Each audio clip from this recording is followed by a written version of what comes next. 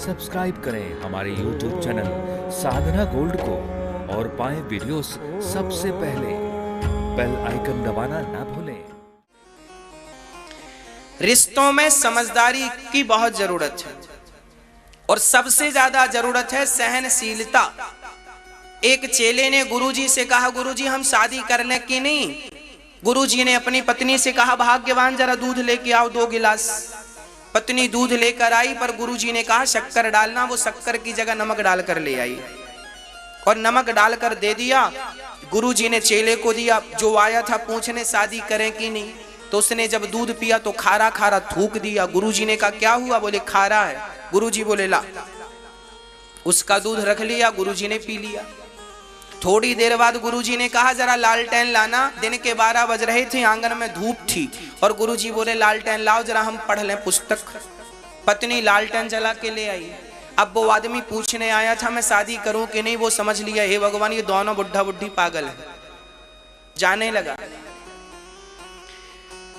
गुरुजी बोले कहां जा रहा है?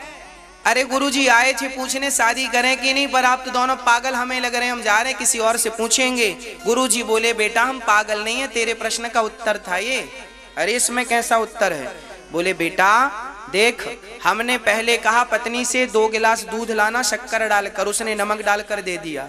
जब उसने गलती की तो हमने कुछ नहीं बोला और बाद में दिन के 12 बजे हमने लालटेन मांगा। ये लालटेन मांगने का समय था जब सूर्य का प्रकाश था, पर हमने लालटेन मांगा।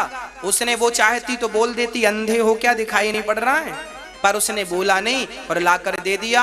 गलती मैंने की तो उसने कोई जवाब नहीं दिया, गलती उसने की तो मैंने कोई जवाब नहीं दिया। बेटा जब तेरे अंदर सहनशीलता आ जाए तो शादी कर लेना और सहनशीलता ना आए तो शादी कभी ना करना, क्योंकि गृहस्थ जीवन में सहन तो करना ही पड़ता है। बिना सहन किए गृहस्थी चलती नहीं है। और अपनी बेटियों को समझा देना कि बेटा सहन तो करना पड़ेगा। बात बात में झोला उठा के मायका ना भाग के आया करो। और ये माताएं आजकल की बड़ी अलग प्रकार की हैं। आज जितने भारत में तलाक होते हैं, उन तलाक में लड़की की मां 80% भूमिका निभाती है। आज जितनी लड़कियों के बहन बेटियों के घर बर्बाद होते हैं, तलाक की बात कर रहा हूं मैं, डिवोर्स की बात कर रहा हूं। इस डिवोर्स में लड़की की मां का हाथ 80% होता है। आप कहेंगे कैसे? ऐसे। पहली बात, लड़की जब झगड़ा करके मायके आई तो आपने, लड़की ने कहा ससुराल बहुत गंदी है, पति बुरा है, सास खराब है, ससुर बुरा है और ये सब। तो लड़की की माँ की जिम्मेदारी थी, लड़की के बाप की जिम्मेदारी थी, एक बार आप तो जाते ससुराल, आप तो मुआयना करते। हो सकता है आपकी बेटी झूठ बोल रही हो। भाई जज एक पक्ष सुन के तो निर्णय नहीं देता, जज हमेशा दोनों पक्ष सुनता है। आपको दोनों पक्ष सुनना चाहिए था। आपकी बेटी की एक हाथ से ताली आज तक नहीं बजी। यदि ससुराल पक्ष की कुछ गलतियां हैं तो तुम्हारी भी कुछ गलतियां होंगी। जो समझदारी से समाधान हो सकता था उसे समझदारी से समाधान ना करके आपने रिश्तों को तोड़ना उचित समझा। अरे रिश्तों को तोड़ना, अरे धागा उलझ गया था तो सुलझा लिया होता ना भैया। कैंची चलाने की जरूरत क्या, तोड़ने की जरूरत क्या है? रही मन धागा प्रेम का मत तोड़ो चटिकाए, टूटे से फिर ना जुड़े, जुड़े तो गांठ पड़ जाए। ये ऋषि मुनियों की वाणियां हैं। इसलिए रिश्तों को, लड़की की माँ आपसे प्रार्थना है, लड़की कहे कि ससुराल बुरी है, एक बार दामाद से बात कर लो, अपनी समधन से बात कर लो। बहन जी क्या बात है, हमारी लड़की को क्या परेशानी है? बेटी को समझाओ, बेटी जा, थोड़ा बहुत तो सबके घर में तू मैं चलती है, थोड़ा तो सहन करना ही पड़ेगा बेटा। कोई बहुत बड़ा अपराध आपकी बेटी के साथ हो रहा है, कुछ गलत हो रहा है, तब माता पिता का बोलना जायज है। बेटी का सपोर्ट करना बुरा नहीं है, पर जब बेटी के साथ कुछ गलत व्यवहार हो रहा हो तब। अब छोटी छोटी बात में तुम लड़ो झगड़ो तो कहां काम बनेगा। बात बात पे ना घुसा करो, जज ना बना करो ज्यादा।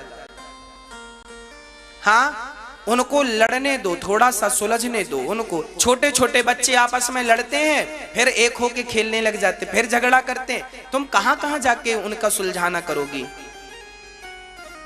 बहुत बड़ा केस हो, बड़ी बात हो, बड़ा मुद्दा हो, बेटी पर अत्याचार हो रहा हो, उसे कोई जबरदस्ती मार रहा हो, तो फिर आपका बोलना जायज है। पर छोटी छोटी तू मैं में आप बोलेंगे, ये शोभा नहीं देता, इससे रिश्ते कमजोर हो जाते हैं। एक नई घटना आपको बोल रहा हूं। एक लड़का एक मेरे पास आया, एक माँ और बेटे आए, बोले महाराज जी मेरी पत्नी भाग गई। कहाँ भाग गई? बोले मायके चली गई, माँ के पास है। मैंने कहा क्यों चली गई? बोले वो कहा करती थी हमें जरा ज्यादा घुमाओ, होटल में जाके खिलाओ, और हम इतने बड़े आदमी नहीं है कि होटल में रोज रोज खवाएं, तो भाग गई। और माँ ने कागज भिजवा दिए, तलाक दो बेटी को, तुम होटल में खिलाते नहीं हो। अब लो, कैसी माँ होगी वो, भाग्यवान राम जाने, जो बेटी का इस सपोर्ट में पक्ष बेटी का सपोर्ट कर रही है कि बेटी को दामाद होटलों में खिला नहीं रहा है। अरे भाई, जिसका जितना चादर है उतना ही तो पांव पसारेगा। मेरी हैसियत नहीं है 5 स्टार होटल में खाने की, तो नहीं खिला पाऊंगा। ये अब लड़की की मां ने कागज भिजवा दिए, तलाक दो। अब बताओ, ऐसे ऐसे मूर्ख भी भारत में ही पाए जाते हैं। ऐसी ऐसी माओं से मैं प्रार्थना करता हूं कि आप अपनी बेटियों के पांव में कुल्हाड़ी ना मारें। आपस में झगड़ा ना करो, बस मेरा केवल निवेदन ये है। पूरी कथा का सार है, प्रेम से रहो बस। जंगल में 2 शेर थे, एक शेर जवान था, एक शेर बुढ़ा था। हाँ, जंगल में 2 शेर थे, एक बुढ़ा था, एक जवान था। दोनों में बड़ी दोस्ती थी। एक दिन पता नहीं क्या हुआ, दोनों में झगड़ा हो गया, दोनों में फूट पड़ गई, अलग अलग रहने लग गए। एक दिन बूढ़ा शेर कुछ ज्यादा ही बुढ़ा हो गया, तो जंगली कुत्तों ने घेर लिया। जंगली कुत्तों ने मारना चाहा, तभी उसका वही दोस्त जवान शेर आ गया और उसने कूद करके सारे कुत्तों को भगाया और अपने मित्र की रक्षा की।